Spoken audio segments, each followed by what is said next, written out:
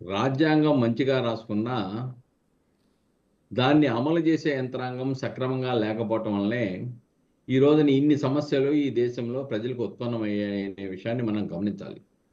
అందుకే డాక్టర్ బాబాసాహెబ్ అంబేద్కర్ ఆనాడే చెప్పాడు, ఊహించాడు ముందుగానే.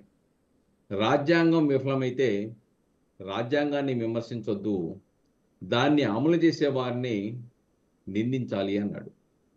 ఎస్, ఇప్పుడు అదే జరగాలి. దాని ఆవశ్యకత ఉన్నది.